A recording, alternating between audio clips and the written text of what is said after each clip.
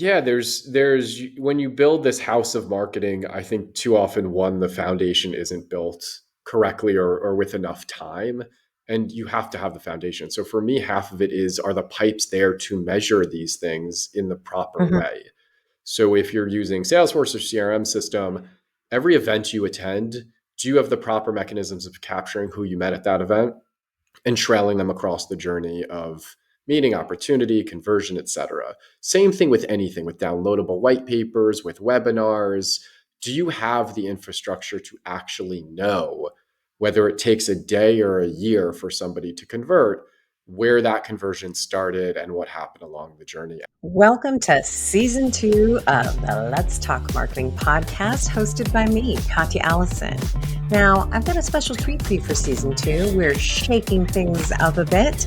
We're going to do both audio and video for our introduction, obviously, as always, for the entire interview, and especially for the key takeaways at the very end.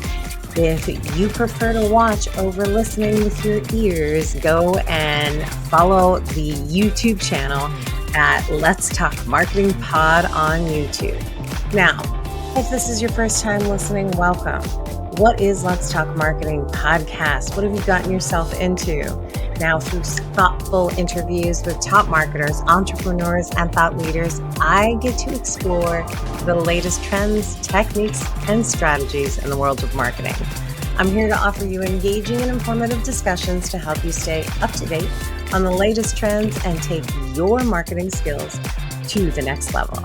Now, today, my guest is Keith Bendez from Linqia. Now, he is a seasoned marketing strategist whose expertise lies at the crossroads of marketing and technology, with a track record of spearheading sales and marketing strategies for global brands like Bud Light, Dove, and Microsoft. He brings a wealth of experience to the table. And as Vice President of Strategy at Linqia, he is at the forefront of developing innovative influencer marketing strategies that deliver tangible business outcomes. Now, in this episode, we will dive into the evolving landscape of marketing, unpacking the power of content, events, and influencers in driving engagement and conversion. In this episode, we're covering influencer and content marketing insights. So let's get to it. Let's talk marketing. Keith, welcome to the Let's Talk Marketing podcast. Super stoked to have you on here today. Thanks. I'm excited to be here. All right, we're going to dive into it. This is the part where I like the audience to get to know you a little bit. It is a marketing podcast, so I'd love to hear, what was your first marketing role, or what you would categorize as marketing? And I say it that way because sometimes people surprise me and they will tell me a marketing role that is not traditionally viewed as marketing. So what was your first marketing role? The true first one, I feel like, is probably will explain a lot about me, is when I was very, very young, I was the one selling all the stuff on the block, like always coming up with something to sell, always pushing things. Any parent friends, if you see me coming, clock the doors, I'm selling Watch something, out. watch out. So that was probably the first time I started marketing, is, you know what, I could build some fires and put some things around the neighborhood. And you Yeah. started to learn that sales is a product of marketing and that selling is much easier when you do marketing. So I think that's where I actually started to learn what the role of marketing was. The first official job was probably, when I was really young, I was doing sports marketing for a company, Mm, and we were trying to do athlete partnerships at that time. And so it was a combination of finding athletes who would want to talk to us, again, back to this foreshadowing to the influencer world I operate in today, and yeah. finding brands that would want to work with those athletes. And I learned a lot about brand equity and how to match that equity to a persona, and how to find Yeah. people who represent a brand in the right light. And so it was a precursor, probably this was way before Instagram and influencer marketing, but it was a precursor to what was to come of human partnerships at very large scale. So learned a lot there. Then honestly did sales most of the rest of the way, and came back into marketing in the last few years, but it's been a combination of sales and marketing my whole career. How interesting that you started traditionally when we're looking at marketing and sports marketing, I bet like you're taking a look at what's happening with NIL over the last couple of years, and Mm, such a with such a different lens, knowing like where athletes were, like professional athletes were, right? yeah. Yeah. I think at that point you had spokespeople, and they were Yeah, spokespeople, and everything was so controlled and such an image that was crafted. And it's been really interesting to see how, one, how organic it has become and less crafted and yeah, scripted, uh, and just more social first, and then how young and how different the persona is when you talk about yeah. athletes and you talk about students and how you partner with those people more effectively. But I don't know, it's a hot topic. It's a polarizing topic. I'm a fan of NIL. I think these students should have been making money a long time ago. So Oh this is yeah, way overdue. But we even had an interview a few weeks ago for Olympics partnerships, and yeah, Michaela came on, who was the ex-Olympic athlete, and she was talking about how she missed it.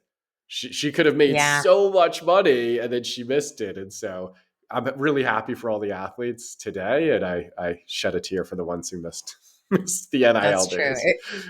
It'll be interesting to see just kind of the evolution of that.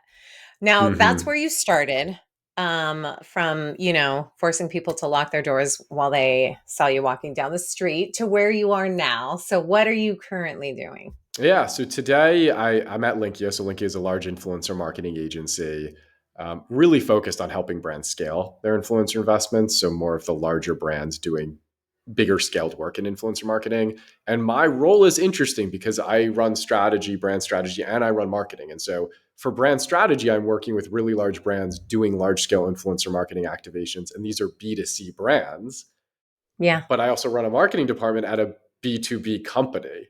And so we have all the B2B principles, and we're operating as a B2B marketing company, marketing Linkia to brands and agencies. yeah. But I'm also helping all of these B2C brands doing their large scale influencer activations. So getting to flex both sides, which is actually really nice. Yeah, it's a very right and left brain, right? If we split Hmm. those kind of two worlds in half. Now, what about what you're currently doing do you love? But also be prepared because I want to know the other side of the coin too. If there was anything you could pluck out of it, what would you pluck? So let's start with the positive. What do you love about what you're currently doing? I love content. I really do. And it's a good thing I Mm, think I'm at an influencer marketing company then. And I love that we're in an age where content is coming back to the forefront. We had the yeah, programmatic years or era where it felt like everything was going towards performance. And it really feels like everything is back to creative and content now. And I think that's an amazing thing. And so the fact that I get to work in every facet of content, from creator partnerships and creators creating content yeah. to Linky as a company creating content, I co-host a podcast.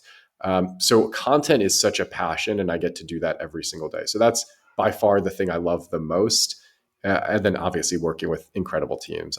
I love being surrounded by smart, intelligent, hardworking people, and we have them in spades here, which is nice. That is nice. Now, the flip side of the coin, what, if anything, could you pluck out? What if anything could we pluck out? Listen, anyone who's in B2B knows how lead gen B2B is. And so there's an element of attribution that has to exist if you understand business principles, but hard to make part of marketing. What's the famous Mhm. line? 50% of my marketing works. The trouble is I don't know which 50%. Marketing is hard to measure, really hard. And content is even harder than a lot of other marketing tactics to measure its true Oh, one to yeah. one impact. And so anything that's lead gen or lower funnel focused, I don't know if I want to pluck it out because I think that's the core beating heart of any B2B Yeah. engine, but it's definitely the biggest challenge for any marketer. Well, I think it's always having to prove that it's working, because you know that it is. It's driving things. It's what you see when you're walking down the street. It's what you read. It's what you're Mm. scrolling through on your phone. It is the thing that engages you into actually, taking that action that it's beyond lead generation, right? Like it's taking that Yeah. action. It's creating demand gen, but it's not traditionally seen as demand gen. But we'll dive into that. If I don't stay on track, we'll talk the whole time about that part. But I do want to know, especially I'm really curious because you are in the influencer space, how Mm. you're leveraging social media to just kind of keep up on the trends. are you leveraging any social networks for an education, inspiration, or dare I say entertainment Yeah. kind of way? In one sense, I feel very honored and blessed that we are partners with all the social platforms as a company, and so we get really Yeah. amazing reports and insights and trends updates, and so I get a lot of it in my inbox, which is fantastic. I am a very very big reader, so I subscribe to Mm, between 5 and 10 publications that do either weekly or dailies, and I read them every single day. I think it's really important to get in a groove, so I try to set the same time every day, create the same yeah. environment for that reading to happen, and then you do it a couple of weeks, all of a sudden it becomes a habit, and it's a big part of my daily flow. I co-host a podcast every other week. Love podcasts. I don't know how you feel about yours, but part of me loves it because it holds me accountable. Where every other week we're Yes. going to talk about things in the news, so I better know what's happening in the news. Hmm. And then yeah, I like to play in the social platforms too from an entertainment perspective. My wife would make fun of me for saying that because my feed on TikTok is all like financial advice and real estate investment and like marketing tips and tricks. She's like, this is the opposite of relaxing. What are you doing? But I love that stuff. I think it's so interesting. Well, it doesn't surprise me that you like to read if you're a big content guy, right? Like it is Mm, what you gravitate towards. And I think like you're consuming it in multiple ways.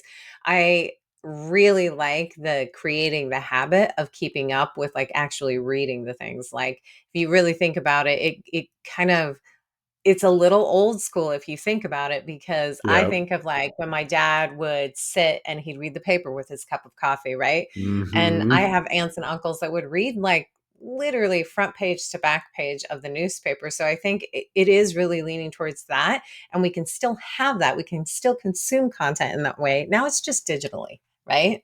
Well, do you do most of yours through audio format? Do you read? Is you reading newsletters? How do you I stay do. up? I actually do the mix because I'm also such Mm, a content consumer. I'm obsessed with content. Um, because I also find it a source of inspiration as well too, right? There's nothing like yes. getting a really well-crafted newsletter. Where are they pulling it from? How do they Hmm. also position the content in the newsletter to get me to click? Because I don't click through every single one, but there's enough information so that I know what I want to click into and then I go down like the rabbit hole. But I'm huge in audio as well too, because audio Yeah. I find like that's a hack for me because I can Mm, listen while I'm doing anything, while I'm getting ready for work. Like finding those podcasts I listen to.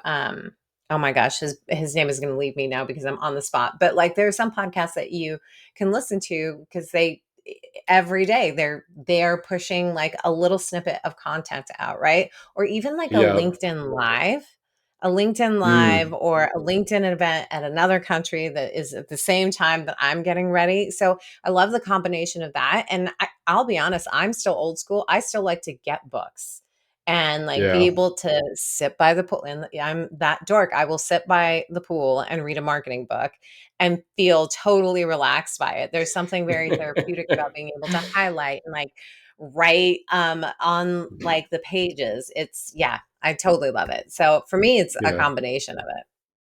That's great. I love, and I like you and I are similar that we both really enjoy it. But lately, Yeah. I have been trying to say, does every second of my day need to be hacked? Because I'm the same way. I'm walking my daughter in the stroller and I have to, So I'm like, perfect, 30 minutes, I could get a podcast in. It's like, you don't yes. need every moment of the day to be hacked. And I don't have the data, but I feel like 10 years ago, it probably my Spotify was, or my time was mostly music and Yeah. no podcast or anything. And now it's the flip side. And sometimes we do Yes. need to take a beat. We're marketers. The best ideas, the best thoughts come from moments of quiet. And we don't Yeah. introduce Yeah. many moments of quiet anymore, which is a bit of a problem, but I'm working on that. When the best moments are when you're not thinking about like that idea that you need to have at that moment. It comes Exactly. out of nowhere. I think we all need palate cleansers. That's why there's Colleen Hoover in my world. I'm like, okay, I need to read a couple of her books. I'm fine. I'm back on the train again. I think you need that. It's a work-life balance, right? Yeah, Now, absolutely. I'm ready to dive into talking about the funnel. Yes. We're both content consumers, which is very much so, in my eyes, very top of the funnel. There is content to be created in the middle and then at the Hmm. bottom of the funnel. But I'd love to hear your approach on from a business perspective, on that balancing act of marketing strategies, how do you make content work for you so you are driving awareness, thought leadership, but lead generation to ultimately we're Yeah. all in this for, you know, there is money at the end of the tunnel, right? Like Yeah, for sure. For sure. we've Yeah. got to drive in leads. Yeah, there's when you build this house of marketing, I think too often one, the foundation isn't built correctly or with enough time. And you have to have the foundation. So for me, half of it is, are the pipes there to measure these things in the proper Mhm. way? So if you're using Salesforce or CRM system, every event you attend, do you have the proper mechanisms of capturing who you met at that event and trailing them across the journey of meeting, opportunity, conversion, etc. Same thing with anything, with downloadable white papers, with webinars. Do you have the infrastructure to actually know whether it takes a day or a year for somebody to convert, where that conversion started and what happened along the journey? And that's not easy. It's so easy to just say that. That takes Yeah. time to build. And a lot of companies, especially small growing companies, tend to just skip that because it takes time and effort, and your team's not big enough to do marketing while you're doing that infrastructure building. And so let's just do marketing and pause and delay that. So I think step one is that. And then step two is truly defining how you create content for the different pieces of the journey. And then what does that target consumer want in each stage of that journey?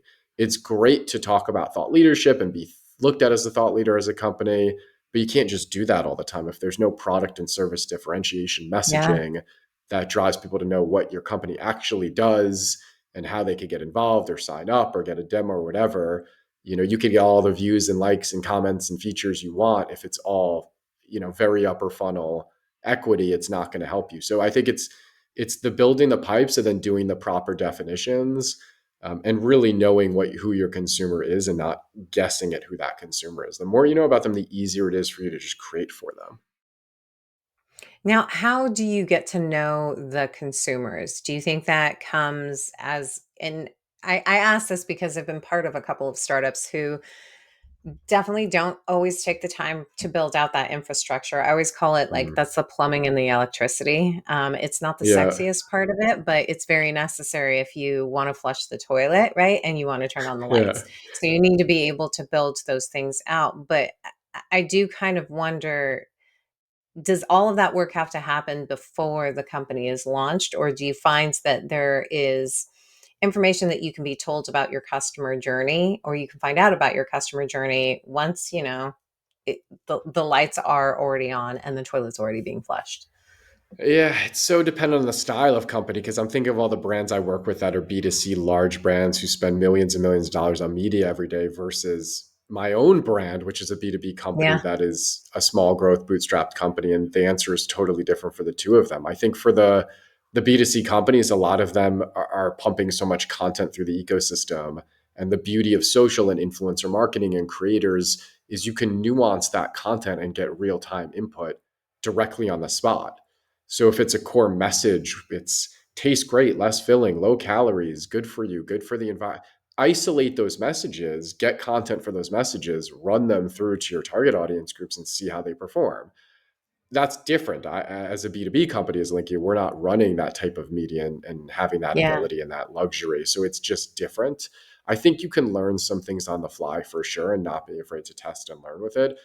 I always say if you put a microscope to something and solve it for that one person, there's a good chance as you pull back the microscope, you're solving it for more people. So even if you just find the one person or the group of people who are great targets, the ideal customer for you, and you work and test with them and you get it right for them, then you can scale up and scale up. And if you're not getting the same results, then you might have to do it again. And what other persona exists? So it just depends. I'd love to say, I worked at Unilever for many years. We had a whole research and insights department, and we were Yeah. running all these studies, and they were presenting all the personas. And this is Jack, and this is Jill, and this is Mary, and this is Jane.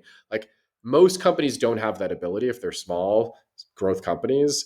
So I think you have to get crafty with how you do it. But I also think, someone said this, it's not the best way to put it, but most of social and content is pissing in the ocean.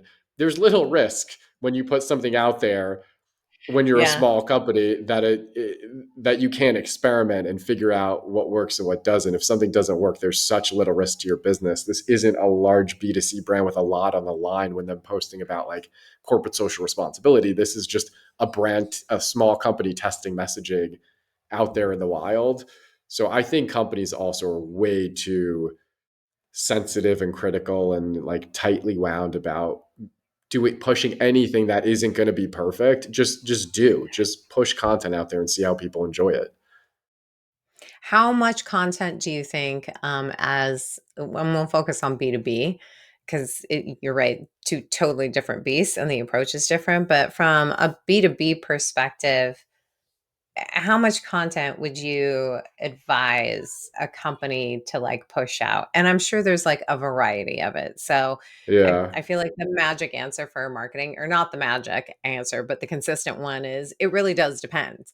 Like, what kind yeah, of company are you from a B2B business? Is it a white paper that makes the most sense? Or is it consistent blogging? Or is it social posting? But I'm curious as to like if you have found kind of a sweet spot over the years that you have been a marketer of like, hey, this is the kind of consistency that you need to really make content marketing work for your funnel.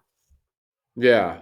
I mean, for sure, it definitely depends. I would say per channel, it's more dependent than anything. For LinkedIn is such a great channel for B2B marketers. We've experimented with Mhm. all kinds of posting cadences. I would say 3 to 5 times a week is probably best. There were periods where we were posting more than once a day. I would definitely not recommend that. I don't think it helps you to post more than once a day on LinkedIn. So I would say, 3 to 5 times a week. Email blasting, I think, is really important. So there was a point in time Mhm. where we were doing once a month and it was too infrequent. And so I think once a week or once every other week is probably the right amount. So I think it depends on the channel. But my philosophy is when you're newer to it, and some people very much agree with this, some people very much disagree with this. I try to boil the water and just really crank a lot of content out and just let the Yeah. numbers speak for themselves. If you're doing a product release twice a month and it's diluting the value of a release, stop doing it twice a month. If you could get more Yeah. coverage from once a quarter and make it bigger, do once a quarter and make it much bigger. So I think it just depends on the flow that works best for you, and be honest about how you're measuring, because I think too many people just create for themselves. They see it, they like it, that translates to it works in their mind, and there isn't a rigorous approach to how it's actually being measured. If you're measuring everything pretty consistently, you should be able to see it. Even on LinkedIn, think about how simple and easy these tools are. You could sort every post for the last 365 days by impression or engagement and very quickly Yes. see, are the top 10 all a similar style or a similar thing? And sometimes it's a hack, and you don't want just to Yeah. do a hack. I could grow my Yeah. personal LinkedIn following exponentially every day if I do certain hacks, but that hack doesn't Yeah. actually help me with what my goal is. So it's also being honest about what are you trying to accomplish, and is it really just followers and impressions, or are there other metrics that are judging success by? That's such a fair point. And speaking of metrics, because I do think that data is power. I'm also a Mm. big believer that there's not one silver bullet metric that everyone should be looking at. Yeah, absolutely. Leads tells you something, but how I got the lead is also part of the overall data story that you need to kind of take a look at. So I'm curious as to when you're evaluating how do I move things down the funnel, and maybe it's not how I'm moving things down the funnel, what are you measuring at each stage of the funnel, right? So top of funnel, what kind of key metrics would you say if there are these, I'm throwing out the number, top 5 metrics that you should be looking at to really measure like, hey, the top of funnel, what does that look like? Same for middle, and I think bottom of funnel is obvious, but I'm really kind of curious as to like those stages for you and the metrics that you're looking at. Yes, and again, just because I work with a lot of brands, it changes per the brand. I can tell you, for us Yeah. as Linqia, we have a pretty defined target market and an ideal customer Mhm. profile, and it's not millions of people; it's thousands of people. Maybe tens of thousands, but probably the core, if we're being honest, ICP is thousands of people.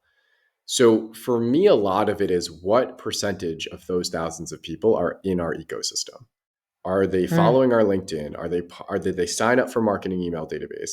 If we are saying anything as a company, what percent are we even reaching with what we say? And at the very minimum, at the top of the funnel, I'm just trying to get them to get our message. Are they yeah, actually seeing our message when we talk? And it's a great way to then focus on your penetration of the ideal customer profile is really the bottom line of how is that working. Now, from a metrics perspective, I think most of the other metrics get to middle and lower funnel. Obviously, we okay. want to look at all of the impressions and the engagements, but frankly, in a B2B audience with senior level people, 90% of them don't engage or like or comment on anything, but they're massive consumers of content. So again, it's just, are they getting it? Are they Yeah, getting our stuff? I think when we go middle and lower funnel, there's a bunch of things we look at. So one is just conversations that happen, and conversations are valued differently. I want hands to be shaken. I think a lot more benefit happens in person. So tracking yeah, towards events and conferences. We run a lot of dinners and happy hours, and we do a lot of special creator events. We do platform partner days. So again, back to like how many of them are we meeting in person and shaking their hands is a yeah, big part of the equation. But a lot of it, whatever CRM database you're using, it does come down to how many leads were created, how many points of contact happen with that lead. We designate each type of conversation with a type of conversation. Was this more of a yeah, discovery discussion? Were you presenting capabilities? Was this about an RFP or a campaign?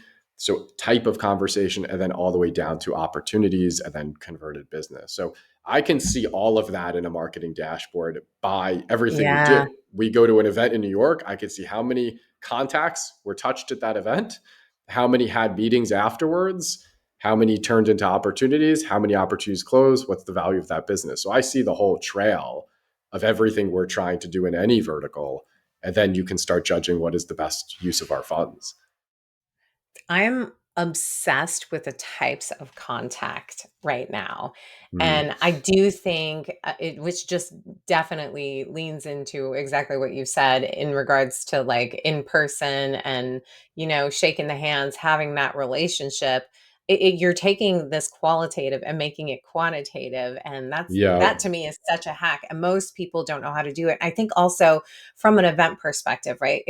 We always lean into, and I am the first one to say this. I always feel like events from a B2B perspective, it is a lot.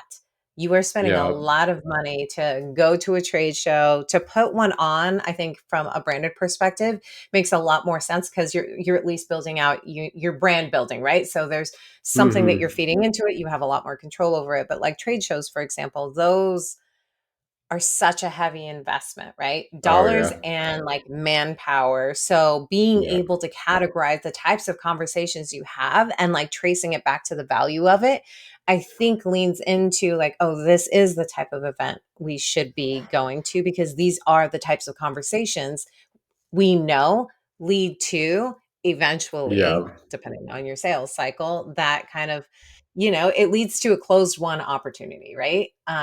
Yeah. What else from an event perspective are you evaluating when you guys either put events on or go to an event?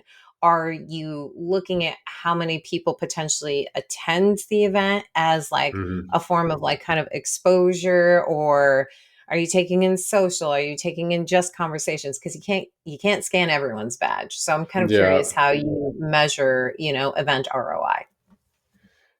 So, and it will owned events versus attended versus sponsored. I think we treat those things a little bit differently. So it depends on the style Yeah. of event. I think we're trying to extract value off of every piece of the event. So there's the pre-promotion of the event, which is content. There's the Hmm. live content at event. There's the post content and learnings and reports and insights post event. And so that packages up to a lot of content value. And so there is a Yeah. value of that, especially you talk about can and possible in these big events. There's the FOMO element, there's the being a part of the biggest stages. Like that stuff really, Yeah. really matters. There is the speaking part of conferences. So we speak at a lot of conferences across the country. There is a lot of value in that. You're reaching basically everybody who attends your session and that has a lot of value. You're recording that ideally and using that as an asset post. You're taking Yeah. capture of real time and posting it and getting that value of the real time. So content is such a massive part of the equation that I try to make it where if you didn't meet a single person at the event, it still is a great ROI because we took advantage of every part of that event to drive results for us as a brand. So that at a very minimum is how I think about every conference we attend. If it's a total flop from meeting people there, we're still going to make this incredibly valuable. And then anyone we Mhm. meet is icing on the cake. In terms of meeting people, I think part of it is also when people attend conferences, they need to know what they're there to accomplish and do. And they're not there to hard sell people on a service. So at the end of the day, if we can capture pain points of companies that matter to us in our ICP, that's number one priority. And then we can Mm. offer to help solve those pain points in some way or another. But if we don't really understand the pain points they're having in, for us, influencer marketing, we can't solve something we don't understand. So take the pressure off of like all the things you could ask and extract and drive towards lower funnel. If you just get that information on that brand, Yeah. that's a win. Come on with that, that's a win. Anything else is just gravy. And so also making the people who are there understand what their mission is, what their role is, what success looks like, I think is really Yes. important. And then frankly, the number one thing by far with events is where most of the value falls off is the non, action items and follow-ups of people not really following up with effective messaging and giving value in the follow-ups. If you're a buyer, so to speak, at events could be a bit of a drag. You're getting hounded by every seller and Yeah. vendor who does offer That's something to right. you, and all of the follow-up looks the same, and it's exhausting sometimes. I was on the brand side for many years, I know. So if you could really deliver value and post follow-up without asking for really anything in return, and again, you're bringing them down the cycle. It's different at an event when you know the person, they're a client, versus this is new business. I think as long as you can usher them a little bit down funnel, like don't worry about it. It will come in time. Get them into the Yeah. ecosystem, make sure they're getting that weekly email blast, make sure they're part of our podcast and they're getting our roundups and our newsletters. That will help you immensely to take the pressure off of you needing to have a lot more convos with that person. I couldn't agree more. I love that. I know that I didn't intend to talk to you specifically about events, so I appreciate you being able to share that. But and it is because I think at every company I've been at, events is so huge. So I like that you're thinking Mhm. about it from a holistic perspective. I'm not just going to an event to have a booth.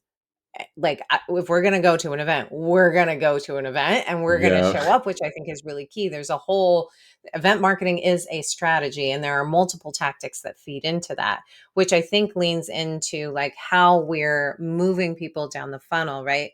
If I'm just focused on events, I look at that like it could be potentially the first exposure, but all of those other touch points that you're talking about are those tactics that move people down the funnel. Do you think that Yeah. there is a do you always do well, always is really specific, but would you say that you should be doing that combination of web, social, email, like, in person, all of those things are the tactics that you need to move down the funnel, or would you put more weight on one over the other? Again, it definitely depends on industry, and I think I say you have to do all of them to then know what's not working, so you could scale back the Yeah. things that aren't working, double down on the things you're doing. So again, similar to the boil the ocean on content, I'm a fan of boil the ocean on tactics and try to do everything and just see what is effective and what's not effective and strip away what's ineffective. But Yeah. I'm in influencer marketing for a reason. I think content runs the world right now.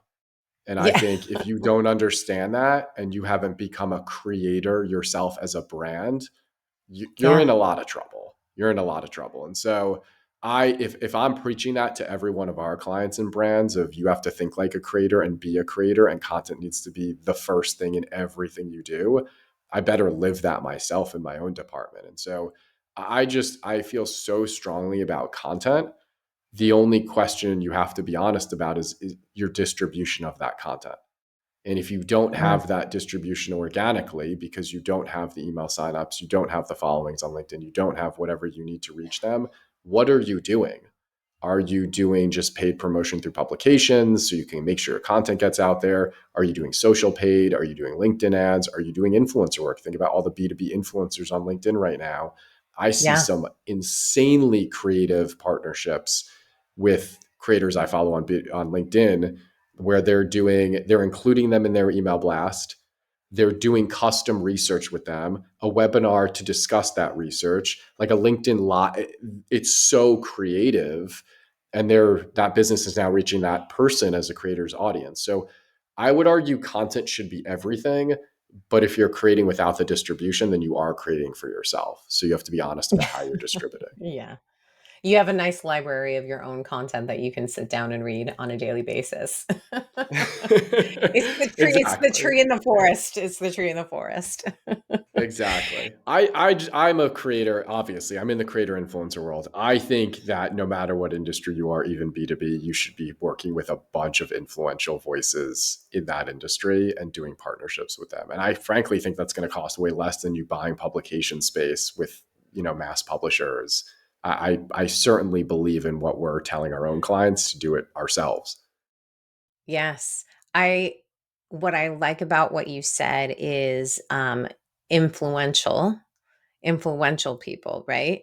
I think there are a lot Mhm. of times, especially in the B2B space, and honestly, actually all over the place, there is this negative connotation about influencer and what that looks like. But truly, Yeah. what you're looking for are influential people. And I think you hit the nail right on the head. From a B2B perspective, there are a ton of people. They call them key opinion leaders and somehow think that they live in a different world because you're not calling them influencers.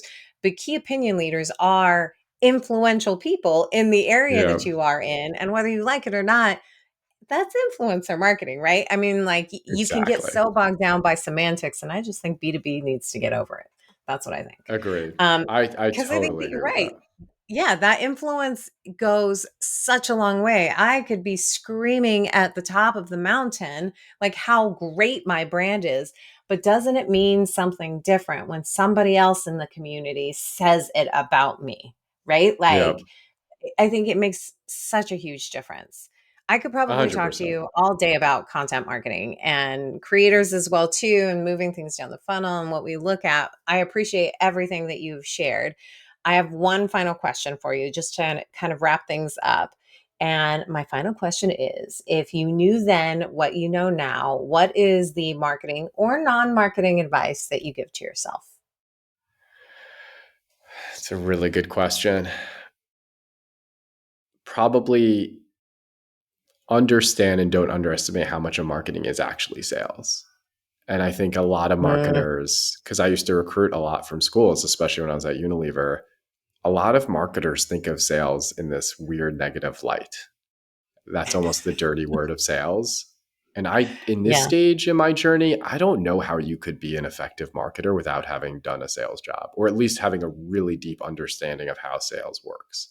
And so I think I yeah. would have told myself back then, embrace and go deep into sales and understand the ins and outs as early as possible, so that you could be a better marketer later.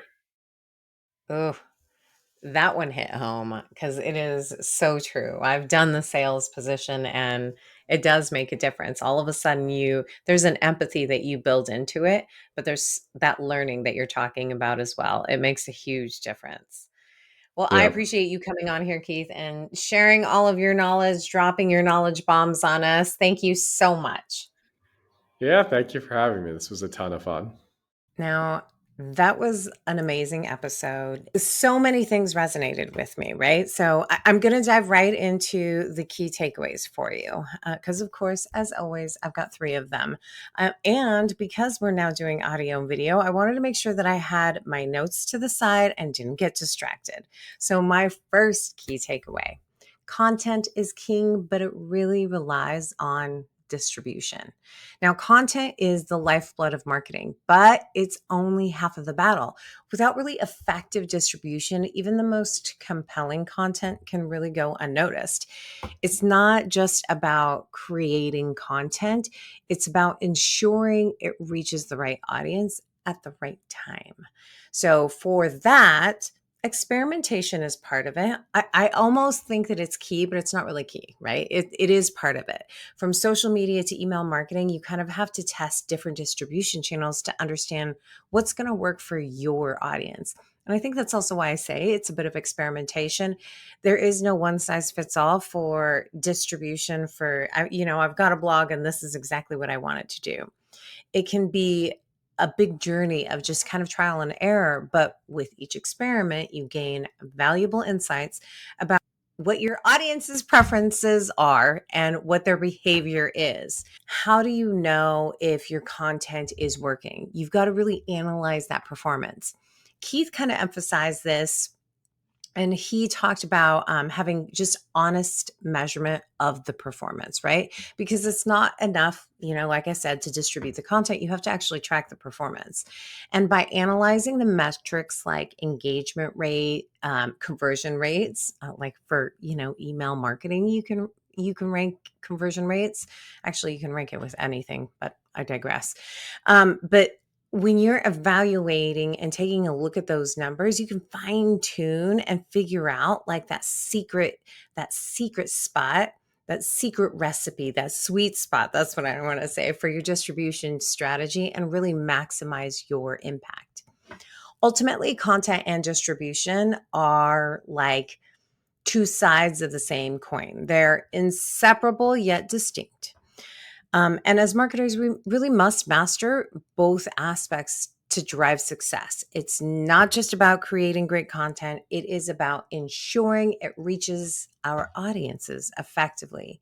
And it resonates with them and it inspires action, because that's the key. If you can drive them to take action, that's ultimately what everybody is going for, right?